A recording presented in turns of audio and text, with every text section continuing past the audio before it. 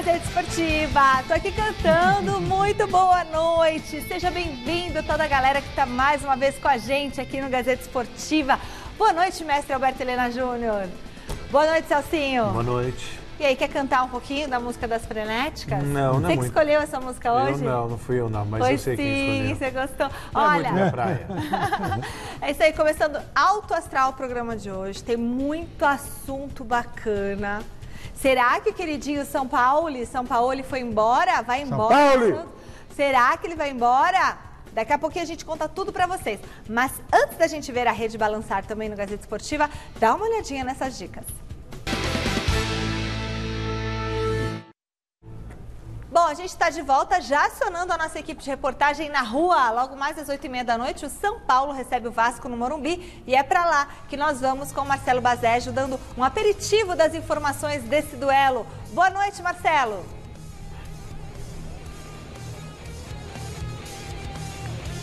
Boa noite, Michele. Boa noite aos amigos da Gazeta Esportiva. Já estamos posicionados aqui no estádio do Morumbi, onde às 8h30 da noite se enfrentam São Paulo e Vasco pela 35ª rodada do Campeonato Brasileiro. Jogo decisivo para o São Paulo. São Paulo que não vence há 4 rodadas.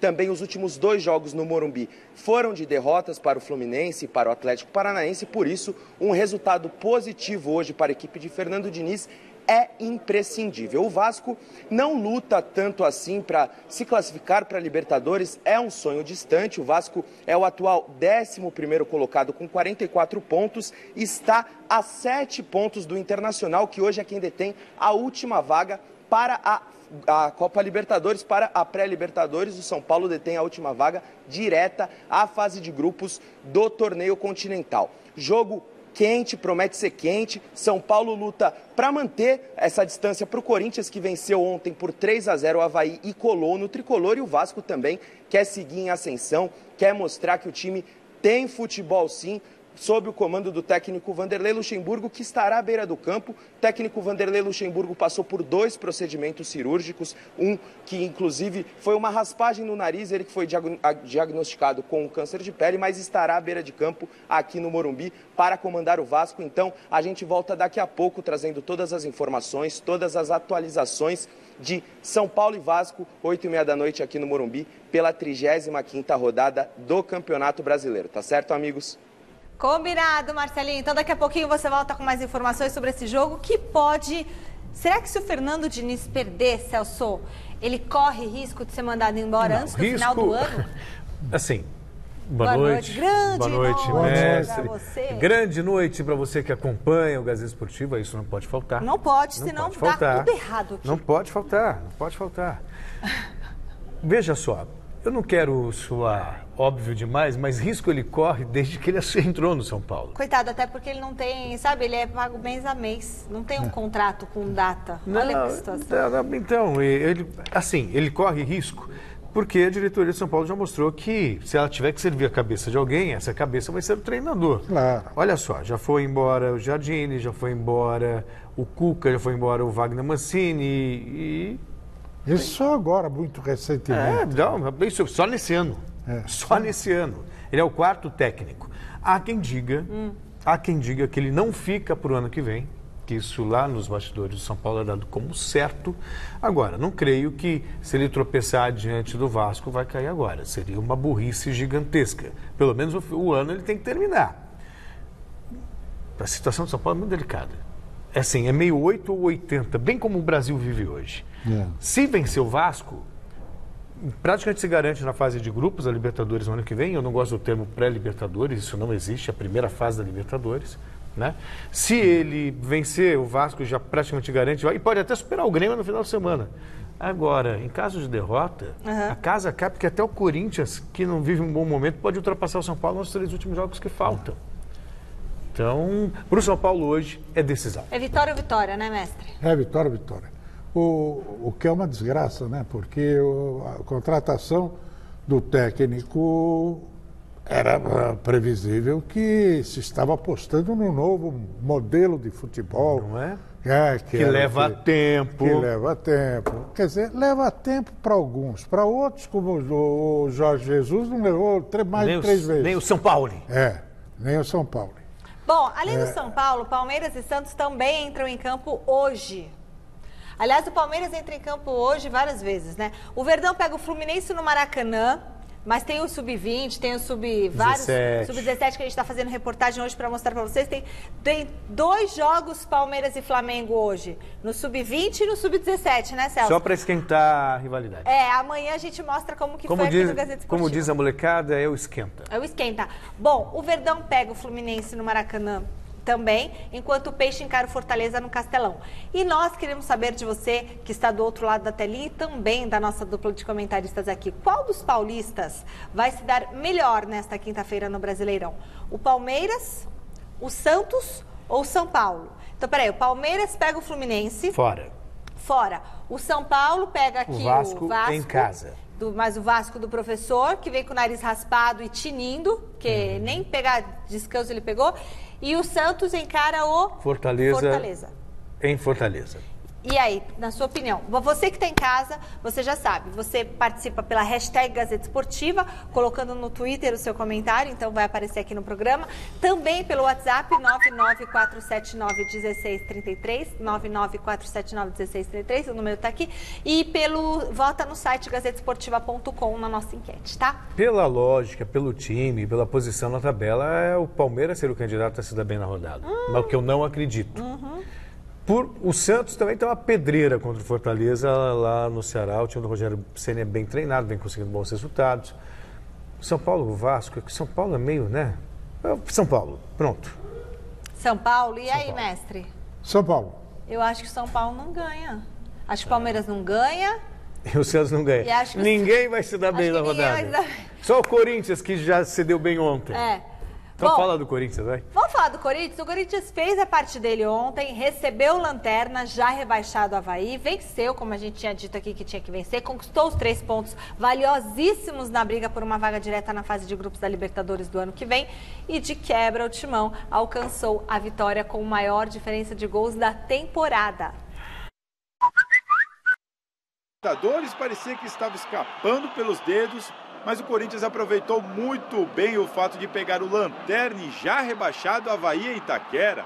Foram nada menos que 31 finalizações ao gol adversário. Mas foi Gustavo que abriu o placar aos 21 minutos. O mais importante de tudo é que a gente vem conseguindo colocar em prática o que a gente vem colocando durante a semana. Fico muito feliz pelo gol, por ter ajudado a equipe. E o tempo todo a gente merecia essa vitória. Com o Avaí nas cordas, o Corinthians matou o jogo no segundo tempo. Logo aos 6 minutos, Urso recebeu de Gustavo e mandou para a rede. A trave ainda impediu o gol de Jadson. E o grande finale foi assinado por Mauro Bocelli. Corinthians 3, Avaí 0. No es el primero que tengo en mi carrera, ya creo que es el tercero o cuarto. De esta misma forma, entonces lo uso como un recurso y gracias a Dios hoy pudo ser gol. Com a derrota do Inter para o Goiás em pleno Beira-Rio, o Timão saltou para a 7ª colocação, a 1 pontinho do São Paulo e da vaga direta à fase de grupos da Libertadores. Depois do jogo do Botafogo, a gente teve uma conversa e eles falaram que tinha uma sensação boa, de coisas boas que estavam por vir, porque realmente é um time que joga para frente. E eles entenderam isso. E a partir do momento que o jogador entende como eles trabalham, como eles funcionam, como eles adquiriram essa forma de jogar e estão confiando, hoje o resultado foi fundamental para isso. Enquanto o time luta por uma vaga na Libertadores dentro de campo, a diretoria já está agindo nos bastidores. Duílio Monteiro Alves, diretor de futebol do Corinthians, obviamente não quis entrar em detalhes sobre as negociações, mas aproveitou para desmentir o interesse em Thiago Neves e não escondeu o incômodo com as especulações que já começaram a pipocar por aí. A temporada de especulações esse ano criativas, né? Umas coisas absurdas que a gente tem escutado, não sei de onde parte. Alguns jornalistas até importantes dando notícias como essa do Davidson, a troca do Cássio pelo Luan. Isso nunca existiu, acho um absurdo. Você trocaria o Cássio por qual jogador? Por ninguém. O Cássio, não, se depender de mim, fica aqui até o fim da vida. Bom, a gente chegou a cogitar aqui, na verdade, eu não me lembro, não recordo quem trouxe a informação, que o Walter talvez entrasse na negociação. E o Walter, bom goleiro, de nível também. Eu considero o Walter no mesmo nível do Cássio. Mesmo nível. Ah, para, Celso. Mesmo nível. Walter é legal, mas, pô, Não, Cássio... mesmo nível. Aqui o Cássio... É um monstro, Cássio. Sim, mas eu no mesmo nível eu considero o Walter. Os dois são na mesma nota? Sim, mesma nota. Que nota você dá pro Cássio? Hã? O Cássio é 10. Dou nota 9 pro Cássio. Eu dou nota 10 pro Cássio e, tipo, 8 pro Walter. Não, e dou 9 também pro Walter. Mestre, sua nota. O Cássio? O Cássio não sabe jogar com o pé, meu Deus do céu. Ué, goleiro Futebol tem que saber moderno jogar não com o pé. precisa jogar com o pé. Ah, tá Goleiro tem que jogar com o pé. Goleiro tem que catar pênalti, catar Não, gol. tem que jogar, tem que pegar gol, pegar pênalti e jogar com o pé. E aí é o que ele não faz. Cássio, que nota, mestre? Deixa ele falar. 8. 8 e o Walter? 7,5, 8. Tá vendo? Não, 7,5, 8. ficou em cima do Na muro, verdade, né? o que equilibra o Walter com o Cássio é justamente essa capacidade que ele tem de sair jogando com os pés. Então isso deixa a situação mais equilibrada entre os dois. Eu queria e saber daria se o negócio. telespectador prefere que o seu goleiro saia jogando com os pés ou que ele pegue todos os pênaltis quando sempre mas precisar. não é o que, não é ou é ruim ou é bom. O negócio é o seguinte, precisa exigir do jogador a máxima excelência. É isso aí. Ele tem que saber todos os fundamentos do jogo. O Leão sabia jogar com o pé? Mas era O outra Leão realidade. tem que saber. Mas é outra realidade. Mas não era obrigado, Não na sabia. época não era obrigado. Santo Não é. Marcos era um goleiro ruim, então, né? Não, mas não é outro momento. Dá licença, eu vou sair daqui. É outra Sai. coisa. Vai embora, sai daqui. Sobre a vitória do Corinthians, tudo bem, foi contra o rebaixado Ivaí. Ivaí não, Avaí. Evair? Mas foi, o Ivaí nunca foi rebaixado.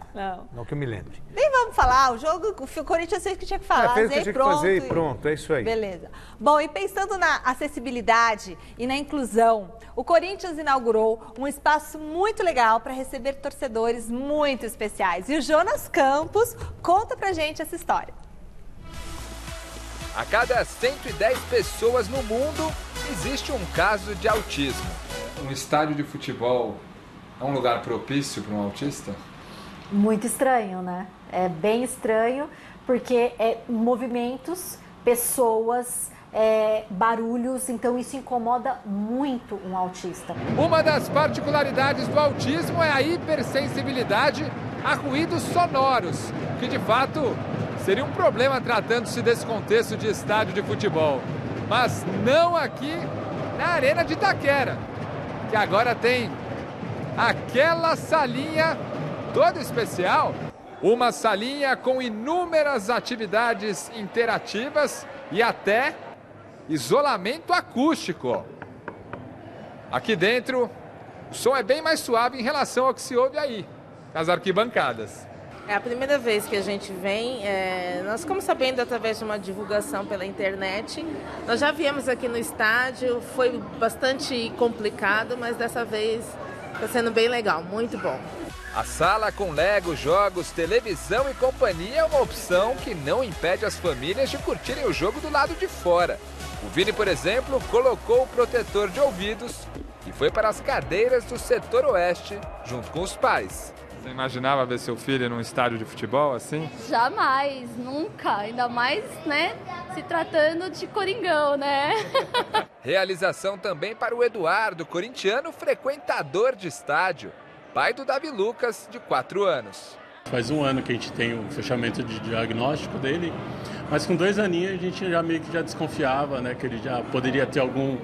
Era diferente das outras crianças, né? Quem é diagnosticado com TA, transtorno do espectro autista, tem suas particularidades, é verdade, mas tem direito de viver o mundo da bola como Miguel e toda essa molecada. Nós não estamos pedindo nenhuma gratificação, não estamos pedindo nada de graça, não. Nós estamos pedindo acesso, estamos pedindo a oportunidade de ter, dele poder usufruir. E isso é inclusão. O Corinthians está de parabéns. É um espaço maravilhoso que vocês acompanharam aqui, né? Então vocês sabem o que é isso aqui, como é que é você ver essas crianças brincando aqui, a satisfação que dá pra gente. É um incentivo para as outras, né? Para as outras instituições, outros clubes. E golaço do Corinthians aqui também.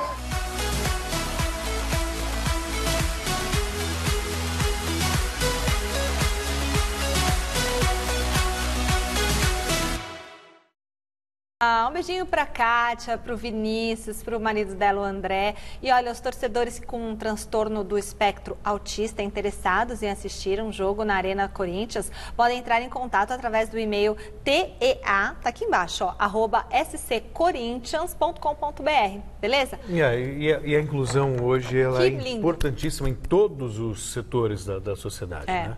É importante que todos os clubes tenham essa facilidade, né? Justamente para a inserção.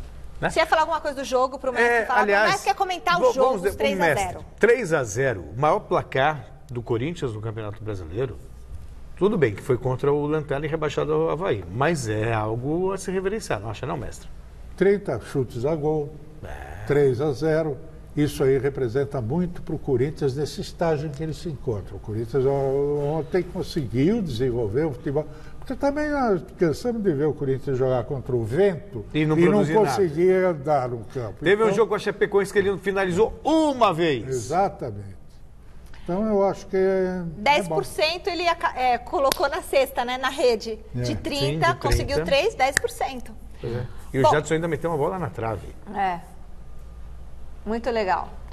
Bom, o Flamengo recebeu ontem no Maracanã a taça do Campeonato Brasileiro. Azar do Ceará, que foi atropelado de maneira implacável numa noite de gala de Bruno Henrique. O atacante marcou 3 vezes e colou ali, ó, no Gabigol, na disputa pela artilharia da competição. Enquanto o rubro-negro comemorava, o Vozão demitia o técnico Adilson Batista. O Ceará chegou ao Maracanã para enfrentar o Flamengo doido para carimbar a faixa. Tanto que marcou o primeiro. Felipe Silva cruzou o rasteiro e Thiago Galhardo fez 1-0. Resultado que ajudaria muito na briga contra o rebaixamento. Mas quem é campeão sabe como é, né? Bruno Henrique carimbou a trave. No segundo tempo ele não errou. Antecipou a cabeçada de Lincoln para empatar. 1-1. Arrascaeta cruzou e outra antecipação de BH. 2-1. Após a cobrança de falta de Arrascaeta, Bruno Henrique fez o terceiro dele, 3-1 Flamengo. E no quarto, Vitinho avançou e bateu no canto. Flamengo 4, Ceará 1. Depois do jogo, o Flamengo levantou a taça de campeão brasileiro e deu a tradicional volta olímpica pelo Maracanã. Uma vez que o Flamengo, antes do jogo, já era campeão, mas nós tínhamos que demonstrar que os campeões querem sempre mais. E isso é a mensagem que os meus jogadores têm de mim, que é vencer. Também é o slogan da música do Flamengo, vencer, vencer, vencer. Vencer, vencer, vencer, uma vez Flamengo, Flamengo até morrer. Não sei o que vai dar no troféu Mesa Redonda, mas para mim Bruno Henrique é o melhor jogador do Campeonato Brasileiro. Para o senhor, mestre? Ele e o Gabigol. Só pode ganhar um, você sabe. Sei, mas eu não sei isso aí, sabe? Vamos esperar quem fez mais gol. Não, o artilheiro é uma coisa, para mim o Bruno Henrique é o melhor jogador. Mas o Gabigol não é só um artilheiro. Ele tem jogado bola. Ele é um jogador que se movimenta pelo ataque inteiro. Ele vem, marca, ele arma a jogada, ele dá passe, dá assistência. Mudou o cabelo. Os dois estão disputando pau a pau esse título. Agora, o Flamengo massacrou o Ceará, né? Mas lembrei muito do senhor ontem, mestre. Porque está o Ceará ganhando por 1-0 no Maracanã. Aí vai o técnico, demitido, Adilson Batista, tira o atacante, autor do gol e põe o quê? Volante. Não! Quem? Um zagueiro. E aí? Eles não tem jeito. Em contrapartida, o Jorge Jesus escala o time com um volante só, que é o Arão, claro, e o segundo homem de meio de campo, o meio armador, o Diego. Se você dissesse isso para qualquer um desses treinadores brasileiros que estivesse lá no Flamengo, e para toda a imensa maioria da imprensa brasileira, escala o Diego como meio armador do lado do Arão, os caras caem de pau. Imagina. Assim, você não entende nada. Olha aí, pô, vai abrir o time, Quem marca? Quem marca? Diego, Arrascaeta e Everton Ribeiro no mesmo time? Exatamente, mais o Gabigol e o... Esse Flamengo dá gosto de ver, essa é a verdade. Dá gosto de ver. Bom, mais 4 jogos... Fala, Celcinho, Não, por e esse favor. português tirou todos os técnicos considerados top no Brasil da zona de conforto. Ah, porque ganhou, Tirou né, nada, Celso? Porque se não eles tivesse têm- ganhado também... Primeiro que eles não têm ambição maior, a não ser preservar emprego. A torcida, a mídia em geral, tudo, sabe? Bom, ganhou 1-0, tá bom, ganhou, é terceiro colocado, é quarto. Essa mentalidade, para erradicar isso, 20 anos enfiando na cabeça do torcedor, da mídia, dos treinadores, isso aí é duro, não vai ser o português que vai, não. Bom, mais 4 jogos movimentaram a rodada do Campeonato Brasileiro nesta quarta-feira. Destaque para a derrota da Chapecoense, que rebaixou a equipe catarinense pela primeira vez na história do Campeonato Brasileiro. Bom, e está chegando, então, o dia da maior premiação do futebol brasileiro. Nós estamos aqui enlouquecendo com o Troféu Mesa Redonda, que premia os melhores do ano, os grandes destaques do ano. É o Oscar do futebol e a Lux Color está com a gente no Troféu Mesa Redonda deste ano, fazendo uma festa linda, uma festa incrível para você. Lux Color, a tinta da pintura inteligente na 16ª edição do Troféu Mesa Redonda. Gente, infelizmente nós recebemos hoje uma notícia muito triste no meio dessa tarde. O ex-técnico Cilinho faleceu aos 80 anos. Personalidade forte, muita sabedoria e conhecedor do futebol como ninguém. Dentre tantas outras qualidades, Cilinho era isso. Quem viu aquele time do São Paulo na metade dos anos 80 sabe muito bem do que a gente está falando. Um técnico que apostou na juventude e eternizou os menudos do Morumbi na história do clube.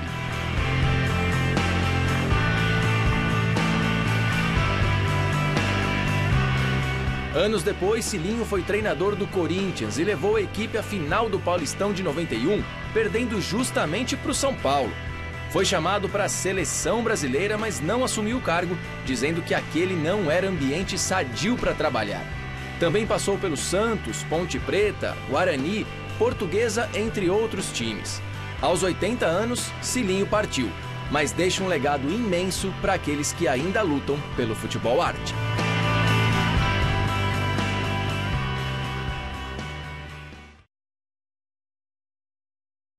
E o Miller, nosso companheiro aqui do Gazeta Esportiva e do Mesa Redonda, não poderia deixar de falar sobre o já saudoso Cilinho.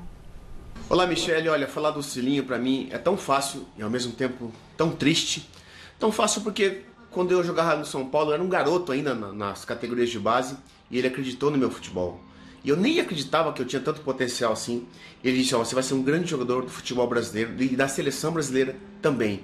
E o São Paulo sempre teve grandes craques da seleção brasileira. Um deles era o Renato Pemucho. E o Cilinho falou para a diretoria negociar o Renato Pemucho porque estava surgindo um grande jogador para o São Paulo, que era eu. E eu nem sabia disso.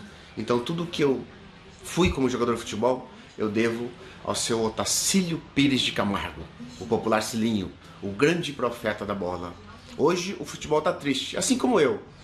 Mas o Senhor Jesus está feliz porque os céus ganham um novo inquilino. Eu comentava aqui com a Michele, mestre, você pode até falar melhor do que eu a respeito, mas o Cilinho sempre foi aquele tipo de pessoa com convicções, extremamente competente, para não dizer genial, e não permitiu que o sucesso o convertesse em algo vendável. Ele recusou uma seleção brasileira, ele poderia ter feito carreira em vários clubes de grandes, fez grande sucesso no São Paulo, fez relativo sucesso no Corinthians e pronto, porque ele não abria mão das convicções dele. É verdade. Ele era basicamente um intuitivo, né? E perceptivo. Tem uma história que o 71, o João Avelino, folclórico técnico, já falecido também, contava que um dia ele foi visitar o Cilinho lá na Ponte Preta, lá no Moisés Lucarelli, e ele viu, de repente, uma multidão de garotos assim na rua, né? E o Cilinho comandando os meninos. E qual era o comando que ele fazia? Ele mandava cada menino, que era peneira, né?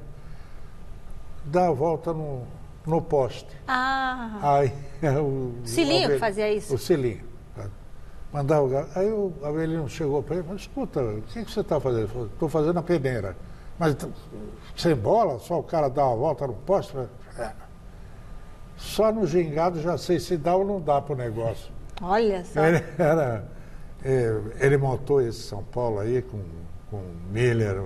Acho que o trabalho começou, mas ele que deu força ao time, deu cara de time. E engraçado, ele fazia uma coisa com o Miller e com o Silas.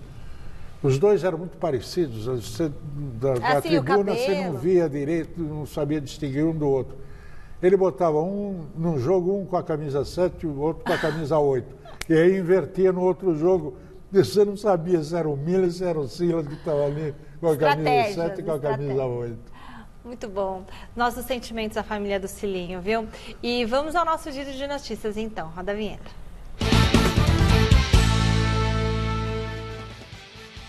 Pode estar chegando ao fim a passagem de Sampaoli no futebol brasileiro.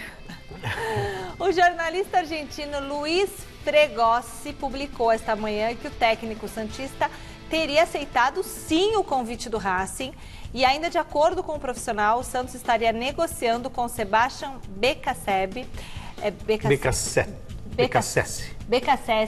ex-treinador do Independente, para ocupar a vaga. E vale destacar que o Beccacece foi auxiliar do Sampaoli nas seleções do Chile e da Argentina. O que vocês acham da saída do Sampaoli, do São Paulo e pro Mestre? Eu acho que é inevitável mesmo a saída dele do Santos, até por desentendimentos com a diretoria santista, pela falta de perspectiva de ter um time capaz de brigar por títulos. Também consta que o Atlético Paranaense estaria acertado com o Beccacece. Todo mundo. E uma outra opção para o Santos seria Mestre Osório. Achei que era o Mestre Alberto Helena. Osório. Ah, Osório, Dom Osório. Olha, é o seguinte, essa mania de técnico estrangeiro é outra imbecilidade, que não é pelo fato do cara ser estrangeiro que é bom, que é melhor do que os daqui. Você pega o Balsa, por exemplo, era um horror. Mas ele gosta do Osório. Você gosta do Osório, mestre? Gosta? Gosto. O problema é o seguinte, é preciso trazer treinador, seja brasileiro ou seja estrangeiro, que tenha uma visão moderna, que significa uma visão eterna do futebol. Que você entra em campo para jogar, para ganhar. É isso aí. Para ganhar, você tem que atacar. Para atacar, você tem que ter a bola. Mas esses nomes que essas coisas elementares. Joga para frente. Eu não sei julgar a competência desse capaz. Ele trabalhou com o Defensa e Justiça, eliminou São Paulo aqui no Morumbi. Sim, mas eu não vi o suficiente para dar uma opinião. Eu não falo sem conhecimento. Eu não posso falar do cara, eu não sei se é bom, se não é. Agora, o São Paulo deu certo. O Jorge Jesus deu certo. Esse tem que procurar alguém desse padrão, se quiser mudar. Bom, e o Beccacece é o quê? Que é argentino também? Argentino também. Por isso que o Celso quer. E pupilo de Sampaoli. Bom, saiu o ranking de novembro da FIFA, o Brasil segue na terceira colocação, atrás de Bélgica e França. O top 10 é completado por Inglaterra, Uruguai, Croácia, Portugal, Croácia de novo? Espanha, Argentina e Colômbia. Dá para voltar a tela? Não tem Croácia lá.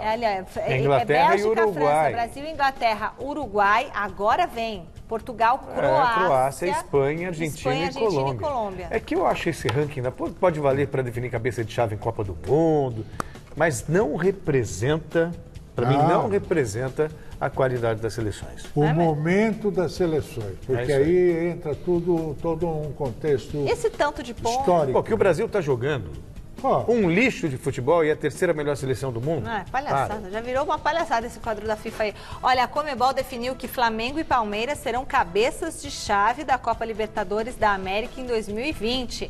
Se o Grêmio conquistar a vaga direta na fase de grupos, também será cabeça de chave, o que garante, pelo menos em tese, uma certa vantagem no sorteio dos adversários. Foram definidos os grupos Copa São Paulo.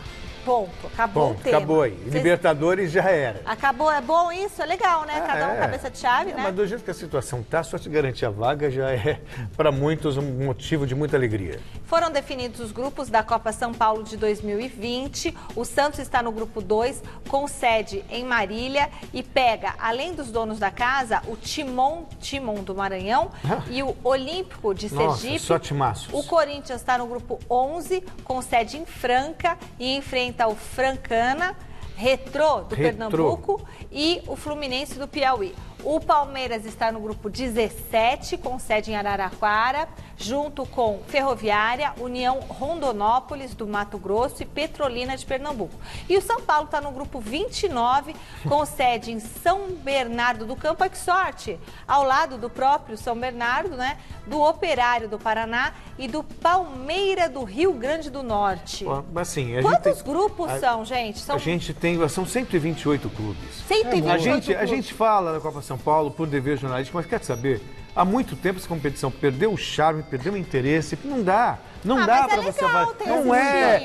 Eles. É muito. Pode revelar jogadores. Eu ia falar um palavrão. Eles arrasaram com a competição. Mas isso aí é uma vitrine para empresários. Eles é que o interesse é deles. Eles compram os times, põem os times lá e ficam espiando quem é aquele. Eu gosto de olhar revelações, porque sempre surge aquele destaque da Copa e tudo mais. Claro. Pessoal, logo mais às 7... Nada é absolutamente inútil. Sempre tem alguma coisa. Mas pode ser melhor. Olha, logo mais às 7h30, o Palmeiras enfrenta o Fluminense no Maracanã, com uma novidade entre os relacionados. O Gabriel Veron, melhor jogador do Mundial Sub-17, vencido pelo Brasil, fez a primeira viagem com o elenco profissional. A ansiedade de que o jogo comece logo, que eu tenho a oportunidade de entrar e dar o meu melhor. Estou muito feliz com isso, com a oportunidade que eu estou tendo hoje. E agora é continuar trabalhando e a oportunidade vai aparecer. Esse é o Gabriel Veron, hein? Bom, já o Fluminense precisa da vitória para lutar contra o rebaixamento, para não ganhar aí contornos ainda mais dramáticos nessa reta final do campeonato. São 4 vitórias, mas a gente jogou bastante jogos. A maioria dos jogos a gente foi bem na partida. Então, sei que o futebol é resultado, mas a gente já demonstrou que não significa nada. A gente joga bem em casa também. E a gente tem que dar vida para poder ganhar esses 3 pontos, que vai ser importante para a sequência e nos livrar o mais rápido possível. A conta é ganhar agora esses 4 jogos que faltam. A gente já provou que pode ganhar de qualquer time em casa, fora. Ganhamos dos grandes fora, aqui em casa também, jogando bem. E tentar somar o maior ponto possível para a gente se livrar o mais rápido possível dessa situação. É chover no molhado dizer que é jogo difícil para o Palmeiras, mas é jogo muito difícil. O Fluminense está jogando a vida dele na primeira divisão, já vem de uma vitória lá no CSA, jogando razoavelmente bem. E o Palmeiras vive um momento muito delicado, muito conturbado. Teve protestos de torcedor, gente querendo a cabeça do Mano Menezes, do Alexandre Matos. E tem coisas que realmente eu não consigo entender, mestre. O Alexandre Matos, eu me recordo bem quando o Palmeiras ganhou em 16 e ganhou em 18.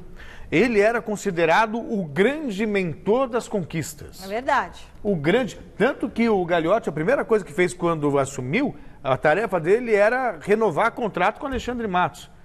Não sei se aconteceu alguma coisa, e seria muito leviano falar, a torcedora acusa disso, daquilo, mas sem provas.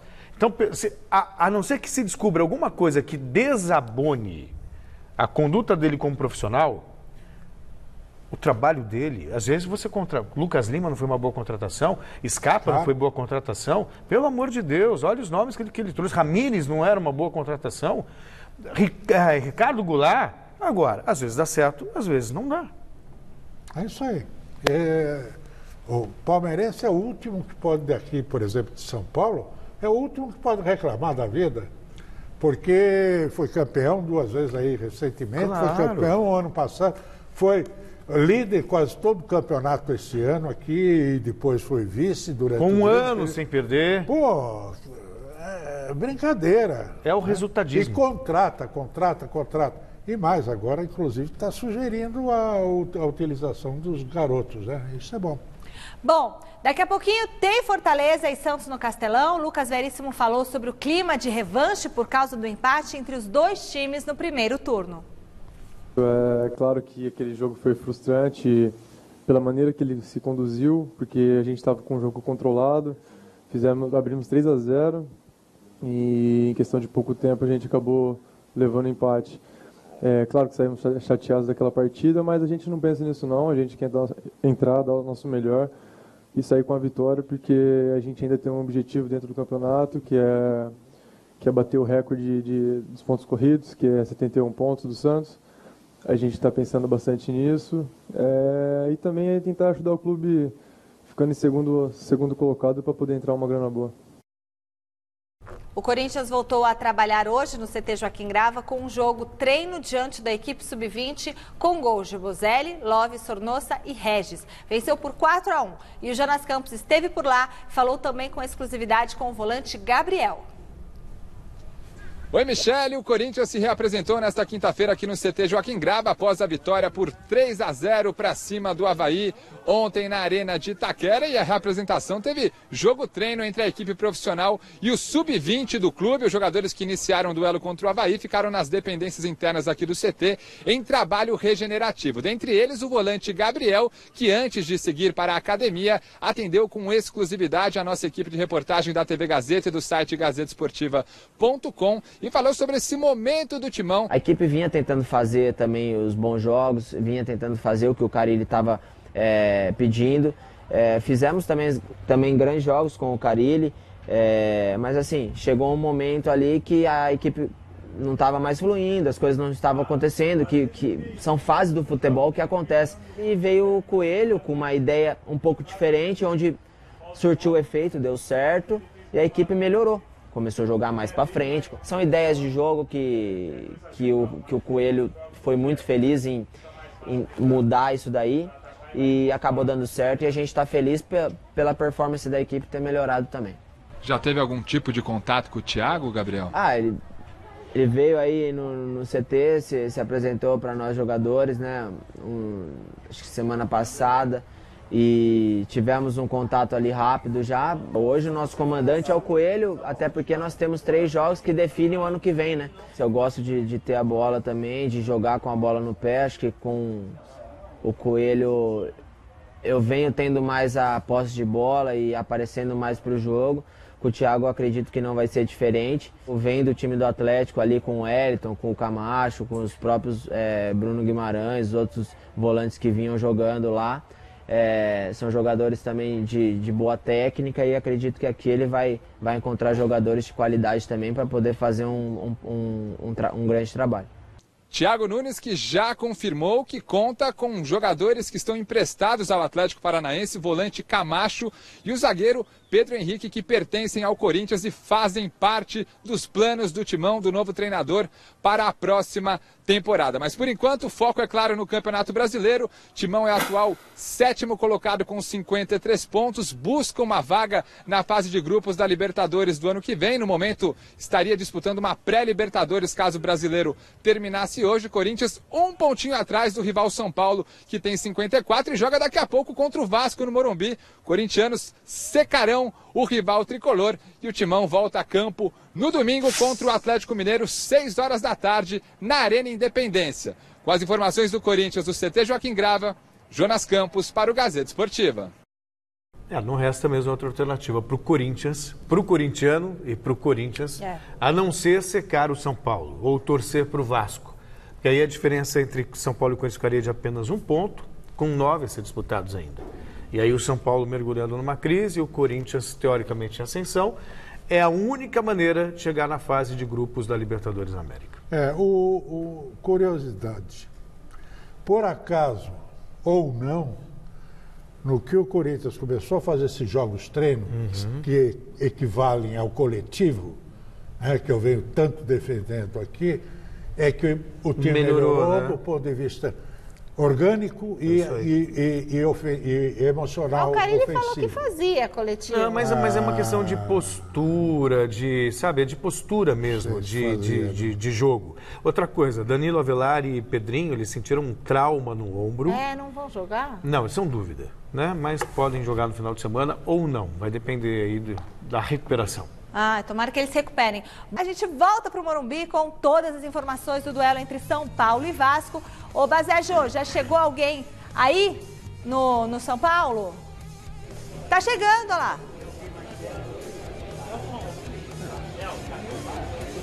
Fala, Michele, já estamos aqui de novo falando do Morumbi. Estávamos aguardando as delegações chegarem e o Vasco acabou de desembarcar aqui no estádio do Morumbi para a partida de logo mais. Aí a gente vê o Valdívia, todos os jogadores do Vasco passando.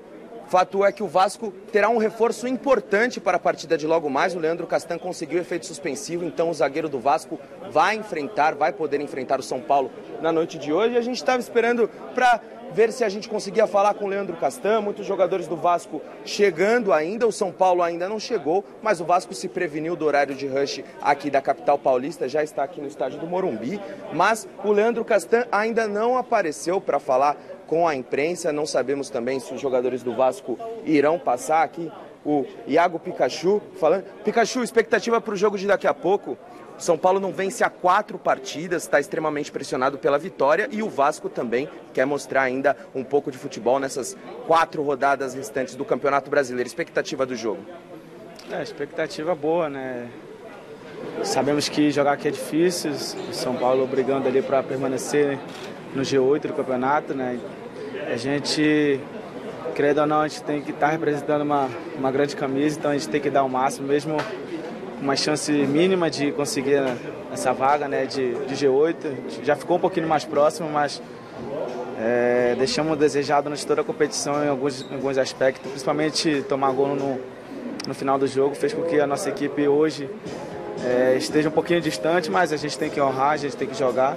Quem sabe esses nossos adversários direto aí da frente tropeçarem e a gente conseguir fazer a nossa parte, quem sabe podemos chegar. E vamos entrar com esse espírito, né, de que possamos fazer um bom jogo aqui e sair com a vitória para o Rio de Janeiro. A importância de ter o Leandro Castan aí com vocês, o zagueiro conseguiu o efeito suspensivo, é um grande reforço para o Vasco? O nosso capitão, né, ficou ausente aí por conta dos 2 jogos que ele tinha pegado, da lesão que ele teve. É o nosso líder, então é sempre bom ter todo mundo à disposição do nosso treinador, né? Então espero que ele possa entrar bem hoje e nos ajudar bastante. Tá certo, Pikachu, obrigado. Tá aí as declarações do Iago Pikachu, um dos destaques individuais do Vasco. A gente volta com vocês aí no estúdio.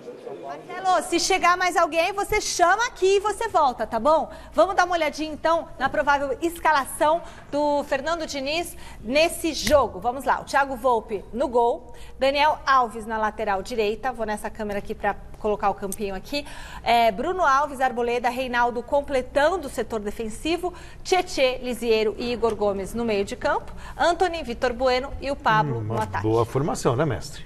Gostaram? Gostei. Não vão cornetar nada, Tietê, né? como primeiro volante, Lisiero e Igor Gomes no meio. Legal. Ninguém pode dizer que o Fernando Diniz é medroso.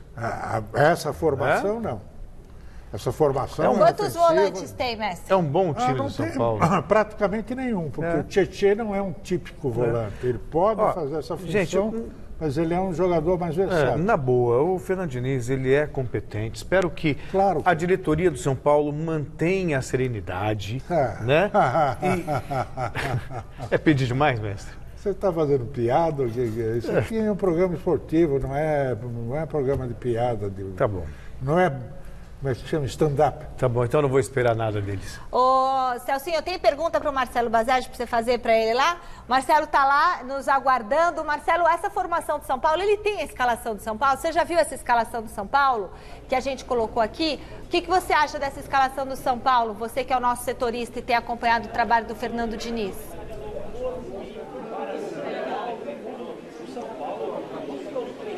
Michele, com a entrada do Pablo, com o Pablo de volta à equipe titular, porque na última rodada ele cumpriu suspensão por acúmulo de cartões, alguém que jogou contra o Ceará tem de sair.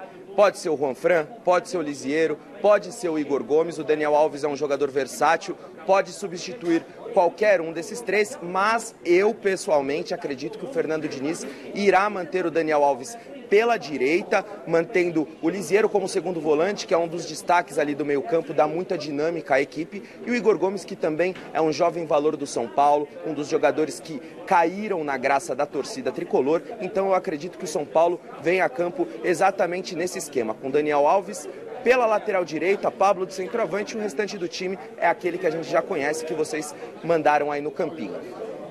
Obrigada, Marcelo. Bom trabalho para você. E amanhã a gente vê a sua reportagem completa aqui no Gazeta Esportiva. Arrasou, Marcelo. O problema da burrice da análise dos resultados é o seguinte. Igor Gomes perdeu um gol feito contra o Ceará e o Daniel Alves também. Se os dois tivessem feito, e o São Paulo tivesse vencido por 3-0, 3-1, Diniz é gênio. Aí o Thiago Volpe toma um frango contra o Atlético Paranaense, São Paulo perde por 1-0, Diniz está ameaçado. Especificamente o torcida do São Paulo é a última a falar, né? Ela é especialista em mandar embora jogadores bons, que o time tem os melhores jogadores, ela consegue. A gente mostrou aqui, mestre, algumas telas, o tanto de jogadores que saíram de São Paulo e já foram campeões. Que saíram de São Paulo e foram campeões. Por exemplo, o Rodrigo Caio mesmo foi mais campeão em 2 dias, em um dia do que no São Paulo em tantos anos. 10 anos no São Paulo. Quem que a gente colocou mesmo? Tinha Rodrigo Caio, o Hudson. O Hudson. Mas tinha. Sim, foi campeão no Cruzeiro. Sim. Quem mais que tinha? Tinha um monte. A gente falou um monte aqui, nem lembro. Casemiro. Bom. Assim por dentro. Agora é o seguinte, Os caras vaiavam o Denilson, meu Deus do céu. O Denilson Show.